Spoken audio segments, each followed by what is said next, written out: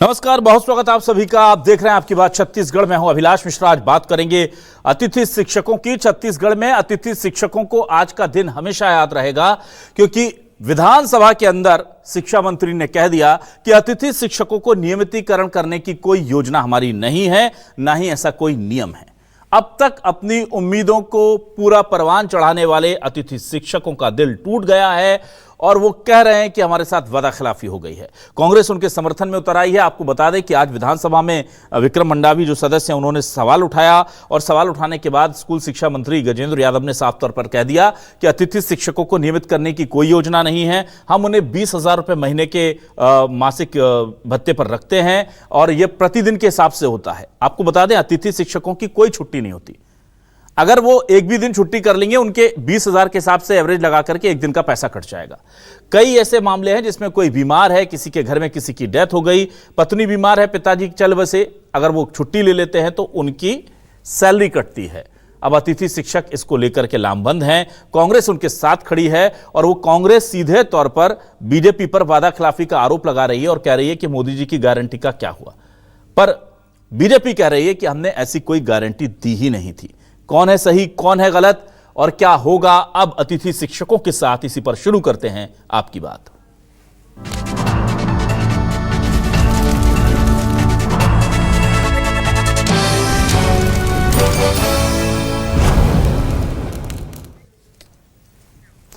और आइए सबसे पहले सुनते हैं कि जब यह बयान विधानसभा के अंदर स्कूल शिक्षा मंत्री का आ गया तो उसके बाद अतिथि शिक्षक संघ का क्या रिएक्शन है, उनकी क्या प्रतिक्रिया है, ये आपको सुनाते हैं। धर्मेंद्र वैष्णव जो अध्यक्ष है अतिथि शिक्षक संघ के छत्तीसगढ़ के, वो क्या कह रहे हैं, सुनिए। संविधान राज्य अतिथि शिक्षक विगत 10 वर्षों से अपनी सेवा उस बीहड़ क्षेत्र में, आदिवासी अंचल में, उस नक्सलाइट क्षेत्र में दे रही है, जहां ना तो आज तक बिजली की व्यवस्था है, ना पानी की व्यवस्था है, ना ही सड़क का उज्जवल हो रहा है। परंतु अभी तक सरकारें बदलती गई, परंतु अतिथि शिक्षकों का जो भविष्य है वो नहीं बदला, हमेशा अंधकार ही अंधकार रहा।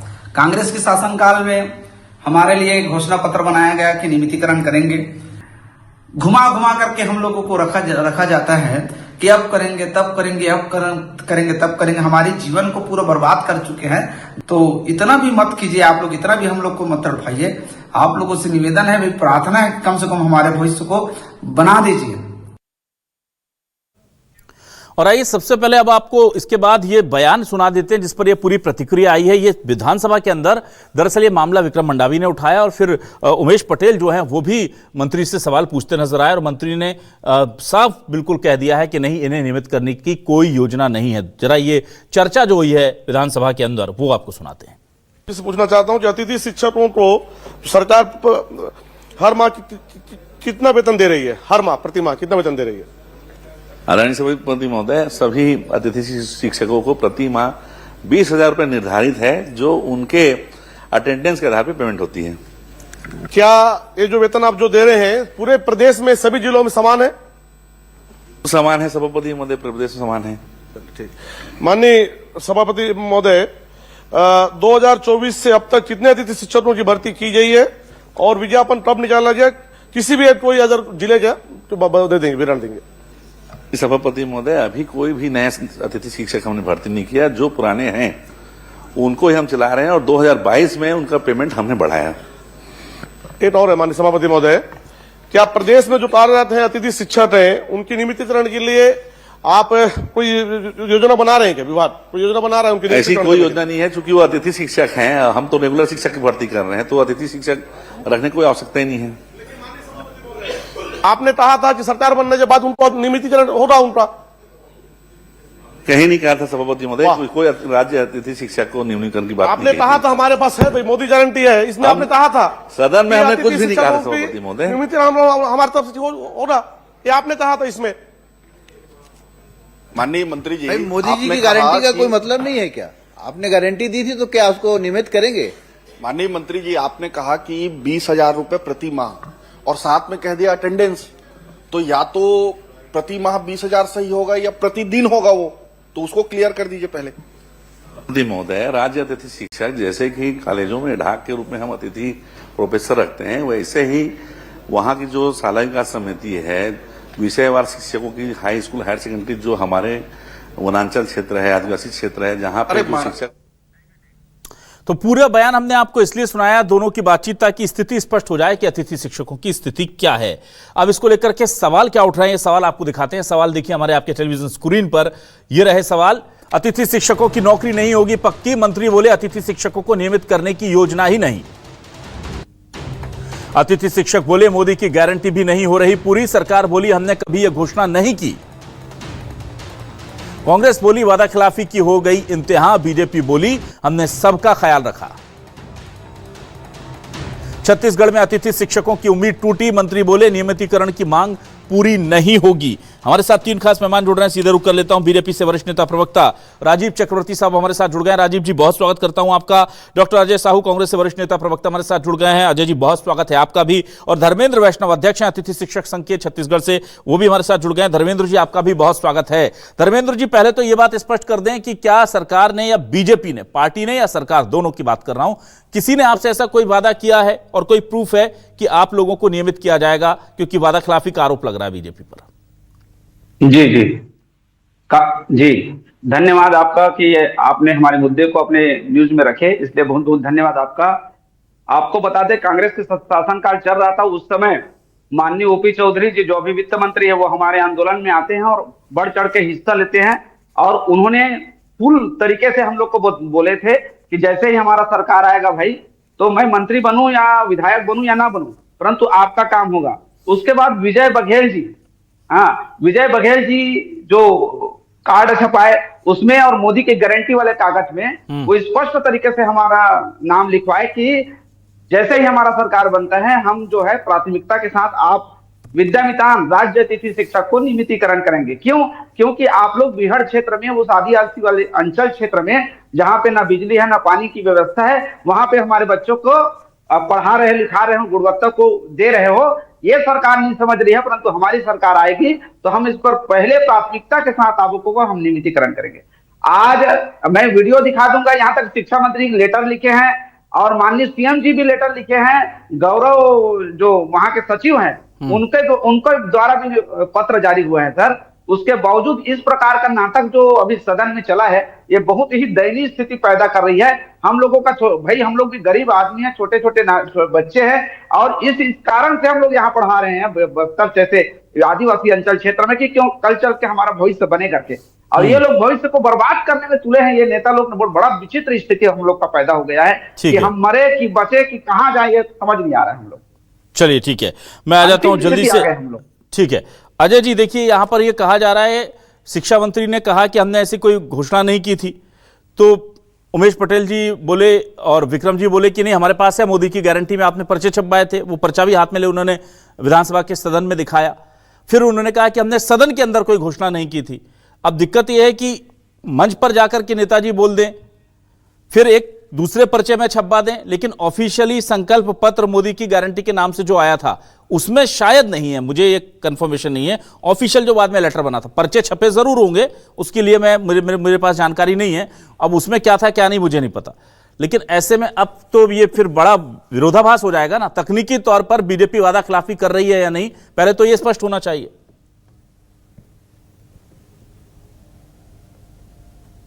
देखिए अभिलाष जी, भारतीय जनता पार्टी का एक मूल मंत्र है, ऐसा कोई सगा नहीं जिसे भाजपा ने ठगा नहीं।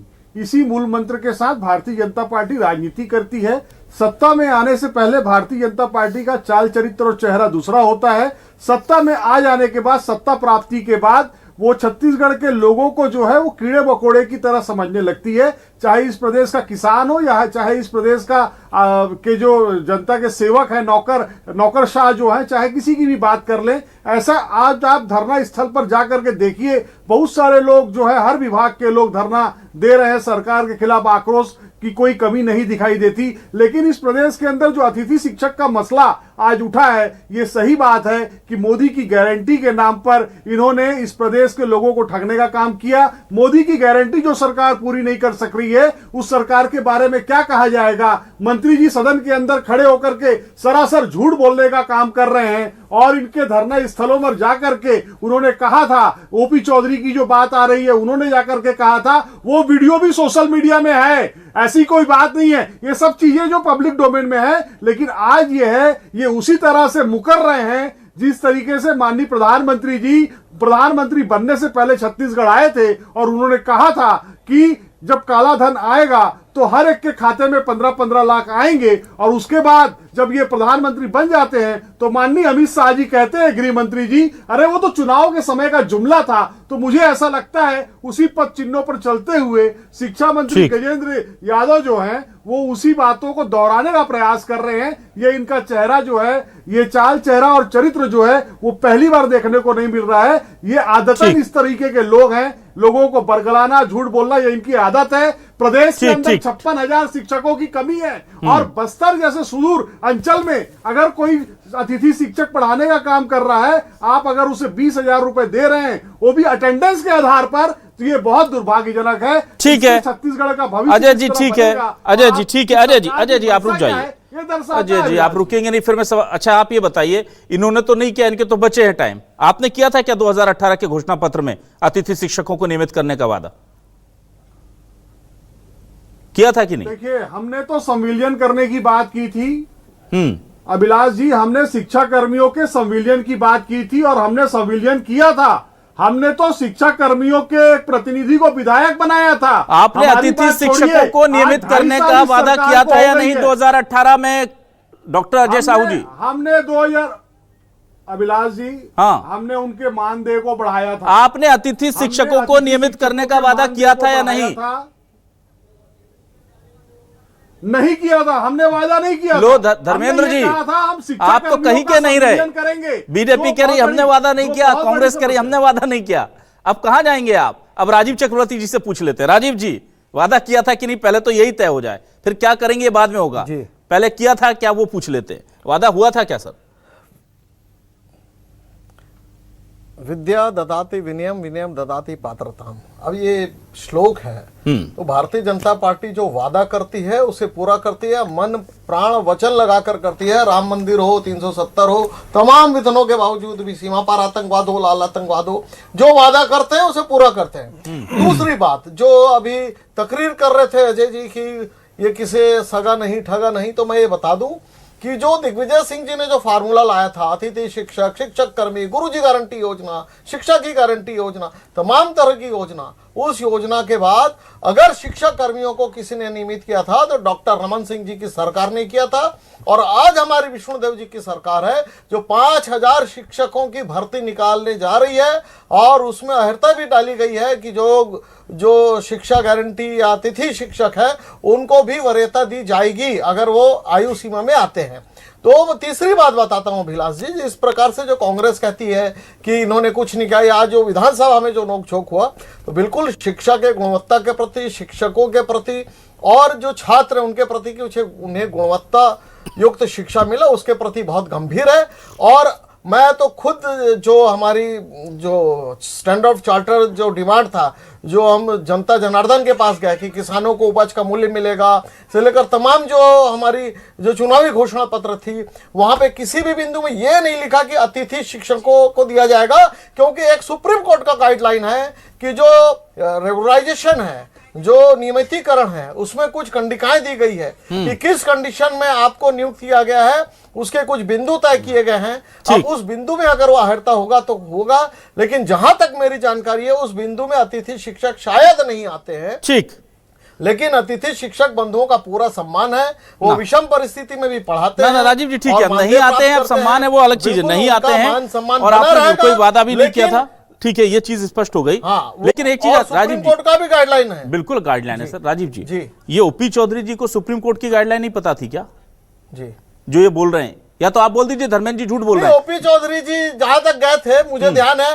वो आंदोलन में नहीं उन्होंने ये नहीं कहा कि हम आते ही साथ आपको रेगुलराइजेशन करेंगे, ऐसा नहीं कहा था। आंदोलन को नैतिक समर्थन देने गए थे, जो विसंगति चल रही आते साथ ही नहीं करेंगे या करेंगे ही नहीं, ये भी स्पष्ट कर दीजिए राजीव जी। चलिए राजीव जी, ये भी स्पष्ट कर दीजिए, उन्होंने ये नहीं कहा था कि आते ही साथ रेगुलर करेंगे, रेगुलर करेंगे ये कहा था कि नहीं?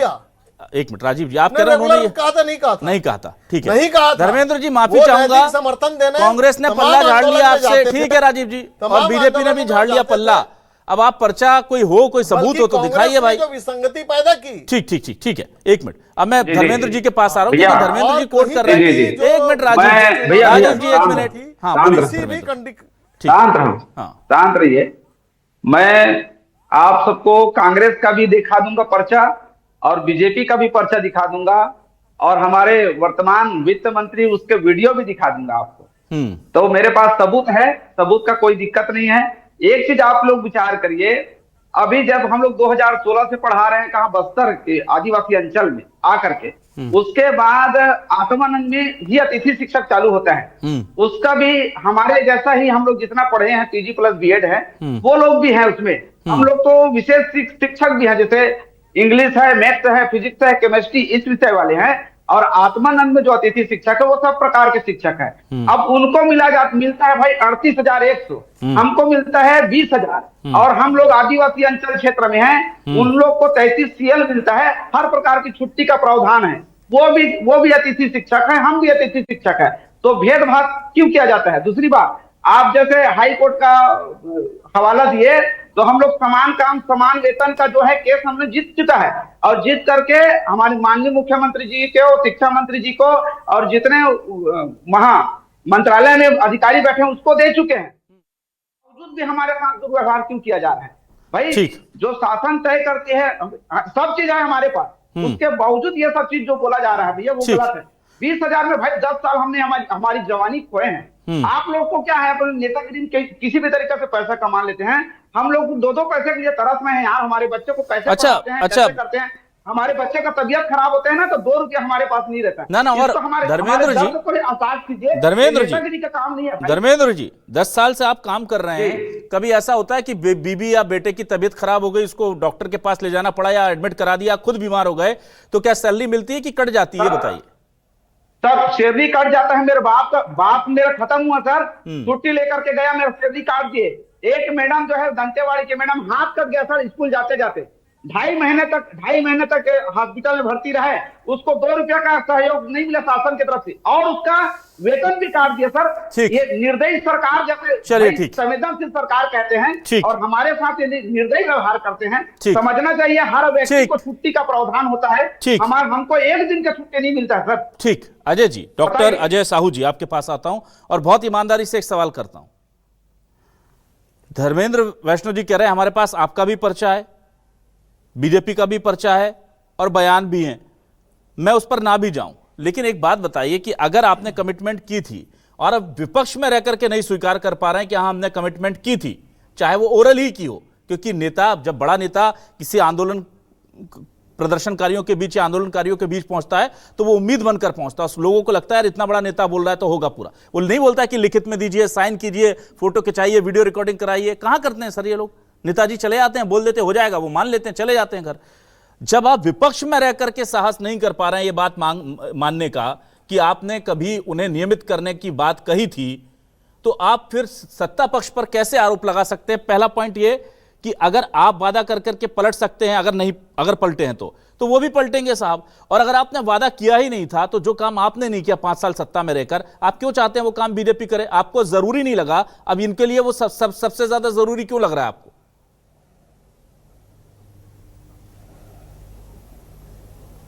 देखिए अभिलाष जी, पहली चीज तो यह है कि हमने संविलियन की बात की थी, उस संविलियन की बात की थी जो इस प्रदेश के अंदर छत्तीसगढ़ बनने के बाद से जो शिक्षाकर्मी कार्यरत थे और उनका संविलियन नहीं हो पा रहा था, वो लगातार आंदोलनरत थे। अजय चंद्राकर जी जो भारतीय जनता पार्टी के बहुत ही वरिष्ठ नेता हैं, वो 2003 में इनके आंदोलन में जाते हैं और शिक्षाकर्मियों को लिख के आते हैं कि हमारी सरकार, लेटर है मेरे पास, लिख कर देते हैं कि हमारी सरकार आने के 10 दिन के अंदर हम आपका संविलियन करेंगे, लेकिन वो नहीं करते हैं। और उसके बाद में 15 वर्षों की सरकार के बाद जब उनको ये लगता है कि हमारी सरकार जा रही है, तब वो कहते हैं कि हम आपका संविलियन करेंगे, घोषणा होती है, लेकिन बजट में उसका कोई प्रावधान नहीं होता है। कांग्रेस पार्टी की सरकार आती है, हम बजट में मैं आ रहा हूं आपकी बात पे, मैं आ रहा हूं आपकी बात पे, मैं कह रहा हूं अभिलाष जी, हम बजट में प्रावधान करते हैं, इतनी भारी संख्या में शिक्षा कर्मियों का संविलियन करना, 2 साल कोविड के समय में उससे निपटना, केंद्र की भारतीय जनता पार्टी की सरकार जो रोड ब्रेकर बनाती है उससे निपटना, आपने बहुत अच्छे काम किए, मैं उसकी लिस्ट मांग ही नहीं रहा सर। मैं तो आपसे पूछ रहा हूं, डॉक्टर अजय साहू जी, आपने वादा किया था या नहीं किया था? आपने नहीं किया था, जिस तरीके से आपने वादा नहीं किया था। हमने कहा, हमने सिविलियन करने का वादा शिक्षा कर्मियों से किया था। हमने किया है। अतिथि शिक्षकों का सुन लीजिए, अतिथि शिक्षकों का हमने मानदेय बढ़ाया और आज 2.5 साल हो गए क्या ले रहा हूं विष्णु के सुशासन को। आज 2.5 साल हो गए मोदी की गारंटी को। अभिलाष जी, मोदी की गारंटी और विष्णु के सुशासन की बात कीजिए। ऐसे नहीं सत्ता में हम नहीं है। अरे हमने क्या किया नहीं किया? आप इधर उधर की बात कर रहे हैं, मैं आपसे एक लाइन का सवाल पूछ रहा हूं। सत्ता में नहीं है। मेरे अतिथि शिक्षक भाइयों का ये सवाल मैं ऐसे आपको जनादेश नहीं दिया, करने दूंगा। जनादेश जिसे आपको मिला जवाब है देना पड़ेगा, राजीव जी को भी जवाब देना पड़ेगा। आप बोलते रहिए कुछ भी, आपसे मैं एक ही सवाल कर रहा हूं, आप नहीं दे रहे हैं। आपसे पूछ रहा हूं, अतिथि शिक्षकों को नियमित करने का वादा कांग्रेस ने भूपेश बघेल की सरकार बनने से पहले किया था या नहीं? हां या ना सर, ये पूछ रहा हूं आपसे।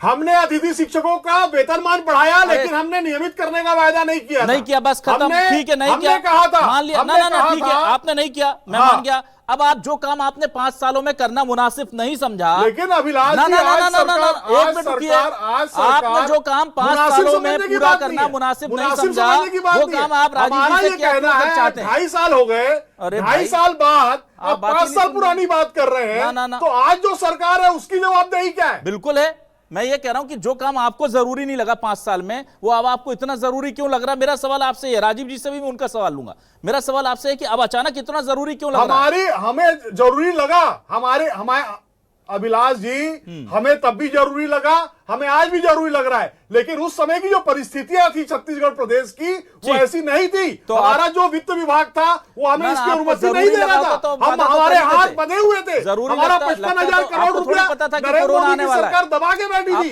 किसानों को पैसा दे रहा था, किसान आत्महत्या कर रहे थे, कोविड से हमें निपटना था। ये सारी परिस्थितियां थी, आप भी थे। तो आप वादा करते ना, नहीं निभा पाते, उसका रीजन आप बता सकते थे। आपको पता था क्या उस टाइम जब वादा कर रहे थे कि कोरोना आएगा? चलिए मैं आ जाता हूं राजीव चक्रवर्ती जी आपके पास। राजीव जी, ये भरोसे की बात है राजीव जी, बीजेपी के, और पर्चे अलग बांटे और फिर एक रंगीन वाला अलग छपवाया, जिसको कहा कि ये मोदी जी की गारंटी, लेकिन पर्चे मोदी जी की गारंटी के नाम से आपने अलग बांट दिए।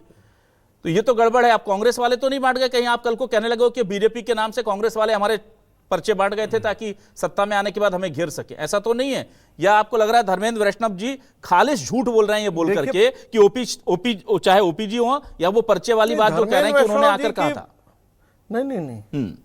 देखिए दो बातें आ रही है। धर्मेंद्र वैष्णव जी ने जो कहा, बिल्कुल मानवीय आधार पर उसकी बात सुनी जानी चाहिए, उनकी बात, उनके संघ की बात। और अतिथि शिक्षकों को जो मानदेय बढ़ाने की बात हो, या जो ह्यूमन रिसोर्स कहता है कि जो कैजुअल लीव होनी चाहिए, जो लीव होनी चाहिए और पे विद लीव होना चाहिए, बिल्कुल वो मानवीय बात है, उस पर बात होनी चाहिए। और निश्चित रूप से सरकार के संज्ञान में आएगा, वो उस पर बात करेगी और सरकार उस पर सहानुभूतिपूर्वक विचार करेगी। दूसरी बात जो प्रश्न कर रहे थे कि रंगीन पर्चे, सफेद पर्चे, नीले पर्चे, तो भारतीय जनता पार्टी के आप ऑफिशियल वेबसाइट में जाइए और 2023 और 24 की जो घोषणा पत्र है, उस घोषणा पत्र में देख लीजिए किस कंडिका में लिखा है कि हम अतिथि शिक्षकों का नियमितीकरण करेंगे। बल्कि कांग्रेस पार्टी ने जो गलत काम किया था कि बीएड और डीएड की जगह बीएड की नियुक्ति कर दिए, बीएड की जगह डीएड की नहीं, उस परिस्थिति में झंझावातों से बीच से हमने डीएड के जो बंधु हैं उनको भी नौकरी दी, और जो बीएड के लोगों की नौकरी चल गई उन्हें नौकरी दिया। तो कांग्रेस के जो गलत काम थे, जो असंवैधानिक काम थे, जो पैरामीटर्स होते हैं नौकरी देने के, उस पैरामीटर के विरुद्ध जो उन्होंने काम किया, हमने उन चीजों को धोया, साफ किया। यह विष्णु का सुशासन है। ठीक है। धर्मेंद्र वैष्णव जी, देखिए राजीव जी कह रहे हैं आपको हम उसमें प्रायोरिटी दे रहे हैं। अगर आप एज लिमिट में आते हैं तो अब आप दिक्कत है कि 10-10 साल से काम कर लिए। अब 10 साल आप काम कर लिए, वो भी बस्तर, ज्यादातर अतिथि शिक्षक बस्तर जैसी जगह पर सेवाएं दे रहे हैं जहां कोई टीचर आना नहीं चाहता, जिसकी सैलरी ज्यादा है। आत्मानंद स्कूल के लोग जो बनाए गए हैं, उनके स्कूलों की सुविधाएं भी बहुत अच्छी हैं, मैं जानता हूं। आपके कई अतिथि शिक्षक जहां जाते हैं वहां स्कूल भवन जो है वो खराब है, बालिकाओं के लिए शौचालय नहीं है, बड़ी दिक्कतें। अतिथि बहनें भी हमारी शिक्षक जो है वो जाती हैं, उनके लिए शौचालय नहीं है। सोचिए, बच्चियों के लिए भी शौचालय नहीं है, शिक्षिकाओं के लिए भी शौचालय नहीं है। पर दिक्कत यह है कि भाई बीजेपी कांग्रेस दोनों कह रहे हैं कि हमने कहीं लिख के थोड़ी दिया था, काम खत्म सर, आपका नैतिक समर्थन जी, जी। आपसे क्या कहा नेताओं ने, एक तरफ आपको लिख के तो दिया नहीं, अब क्या करेंगे, आप तो फंस गए ना। यही तो दो मतलब मानव और दानव में यही अंतर समझ आता है ना भैया। मानव और दानव, मानव जो है वो मानते हैं अपनी बात को, इसलिए मैं गौरी शंकर श्रीवास है और ओपी चौधरी जी है, विजय बघेल जी है, हमारे भैया जो बैठे हैं, उनको इन लोगों से बात करना है। ये लोग लिखे हैं कि नहीं लिखे हैं और ये लोग बोले हैं कि नहीं बोले, उसके बाद मैं इनका पर्चा लेकर के आपके पास आऊंगा। दूसरी बात यह है, हमारा देख एक मिनट सुनिए, अभी जो भर्ती हो रहा है उसमें बोनस अंक दुनियादारी, मेरे उम्र जो है 45 से पार हो चुका है, और वैसी तरीके से अतिथि शिक्षक जो 10 साल से काम कर रहा है वो किस एज लिमिट में आएंगे भाई। यदि आपको देना है तो भाई जैसे शिक्षा गारंटी है, कई प्रकार के शिक्षकों को आप नियमित किए हैं, तो आप जिसको नियमित किए हैं तब किए हैं, अभी तो हम लोग भुगत रहे हैं, आपका ही शासन काल है, केंद्र में भी आपका शासन काल है, राज्य में भी आपका शासन काल है, और इतने सुशासन के होते हम लोग दर्द झेल रहे हैं, तो क्या मतलब है भैया, इसे बताओ। हम लोग भी तो आपको माने तब से शासन में लाए हैं जी। ठीक है, हम लोग कोई दुश्मन थोड़ी, हम छत्तीसगढ़ के निवासी हैं, छत्तीसगढ़ के रहने वाले आदमी हैं। आपसे देखिए बहुत सिंपल सी बात कह दूं मैं, धर्मेंद्र वैष्णव जी, आप जो लोग हैं ना इस वक्त, वो कोई भी सियासी दल हो, बीजेपी या कांग्रेस, सिर्फ हमदर्दी आपसे दिखा सकते हैं। आपके साथ विपक्ष में रहेंगे तो कंधे से कंधा मिलाकर खड़े हो जाएंगे। बीजेपी थी तो खड़ी थी आपके साथ, ओपीजी आए थे आपके मंच पर, और अभी अजय साहू जी को बुला लीजिए, कल आ जाएंगे आपके पास, कोई भी मंत्री जी, पुराने एक्स मिनिस्टर आ जाएंगे। तो आपसे बस हमदर्दी दिखाई जा सकती है, आपकी मदद नहीं की जा सकती। अच्छा, बड़ी बात यह है कि जब ये मैटर चल रहा है, स्कूल शिक्षा विभाग के लोगों को पता है कि अतिथि शिक्षक परेशान हो रहे हैं, तो जो नौकरी निकाल रहे हैं उसमें कम से कम एज रिलेक्शन दे दो भाई इनको प्रायोरिटी के साथ। इतना तो कर सकते हैं राजीव जी, हम मानवीय आधार कुछ है, ये बस्तर में जाके पढ़ा कर आ रहे हैं सर हमारे, जब कोई अंदर घुसने से डरता था तब ये जाके बच्चों को शिक्षा की बहाली करते थे। दूसरा, आपने सुप्रीम कोर्ट का हवाला दिया कि सुप्रीम कोर्ट में अतिथि शिक्षकों को, उनका नियम है कि अतिथि लोगों को, अतिथि अतिथि शिक्षक नहीं, अभिलाष जी, एक मिनट, अभिलाष जी, सुप्रीम कोर्ट में 372 प्रकार के जो अनियमित कर्मचारी हैं, ठीक है, उन्हें अतिथि शिक्षक भी आते हैं। मेरी बात बिल्कुल ठीक है, मैं समझ गया, लेकिन उसी सुप्रीम कोर्ट के अनियमित कर्मचारी, ठीक है, गुरुजी गारंटी योजना है, मैं समझ गया, लेकिन मैं कह रहा हूं उसी सुप्रीम कोर्ट ने, राजीव जी उसी सुप्रीम कोर्ट के बयान सुन लीजिए, मैं समझ गया भाई आपकी बात। राजीव जी, उसी सुप्रीम कोर्ट ने अपने 50 फैसले में डायरेक्टिव्स दिए हैं कि किसी को भी अगर आप रख रहे हैं तो श्रम कानूनों का उल्लंघन मत कीजिए। सर 1 महीने बिना छुट्टी के काम कराते हैं आप इनसे। हाँ, ये बिल्कुल, बिल्कुल आप इन्हें, हाँ बिल्कुल बिल्कुल, अभिलाष जी बिल्कुल 28 लाख, बिल्कुल अभिलाष जी, आपने सही प्रश्न उठाया है कि जो श्रम कानून का उल्लंघन नहीं होना चाहिए, जो बिल्कुल ये आपका बिल्कुल वाजिब पॉइंट अभिलाष जी। तो मैं वही कह रहा हूँ। और सर एक बात बताइए सर, आपने दो कैटेगरी बनाकर, दो कैटेगरी प्रदेश में चल रही है होना चाहिए। अच्छा कैजुअल, बिल्कुल राजीव जी, पार्टी में तो समझ सकता हूं कि आपकी बीजेपी की पार्टी में कांग्रेस से कोई आ जाता है और पीछे वाले बेचारे पीछे रह जाते हैं और वो बड़ा पद पा लेता है, ये पार्टी में चलता है सर, ये सियासत में जरूरत होती है, क्योंकि वो एक आपको जीत कर लाना है, वहां तक ठीक है सर। लेकिन सर अतिथि शिक्षक जो 10 साल से सेवा कर रहा है वो 20,000 लाएगा, फिर भूपेश बघेल जी आते हैं, वो नए अतिथि शिक्षक रख देते हैं आत्मानंद स्कूल में, उसकी 38,000 सैलरी होती है, उसे 33 CL मिल जाती हैं। तो सर ऐसा मत कीजिए ना, एक ही काम कराने वाले लोगों के बीच में आप विभेद पैदा मत कीजिए। और आप जब कहते हैं कि इन्होंने गड़बड़ियां की है तो इसे सुधारिए, बिल्कुल, और कम से कम अतिथि शिक्षकों के लिए इतना जरूर आपने बता दिया, आत्मानंद स्कूल के शिक्षकों का वेतन काट देंगे, ये स्कूल बंद करना चाहते हैं आत्मानंद स्कूल। मैं ये कह नहीं रहा कि उनके नहीं चाहते, मैं ये चाह रहा हूं बाहर निकले, अतिथि छत्तीसगढ़ का बच्चा गरीब रहे, अतिथि शिक्षक रखे गए बीजेपी सरकार। अरे आपके, अगर मैं गारंटी की बात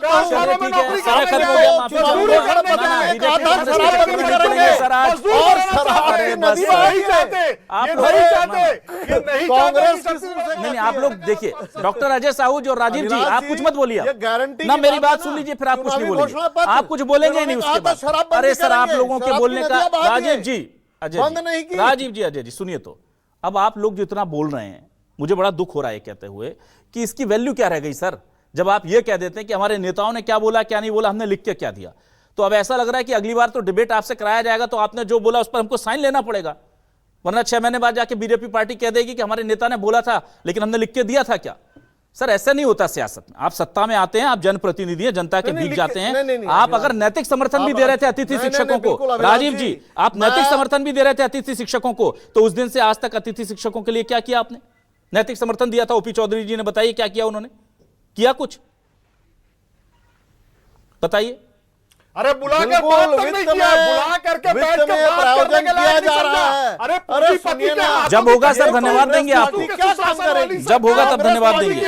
धर्मेंद्र जी के संसाधनों को लूटा, धर्मेंद्र जी राजस्व को लूटा, धर्मेंद्र जी ठीक है धर्मेंद्र जी से एक सलाह दे देता हूं। ये धर्मेंद्र जी आप लोग सीधे साधे लोग हैं, एक मिनट धर्मेंद्र जी आप लोग सीधे साधे लोग हैं।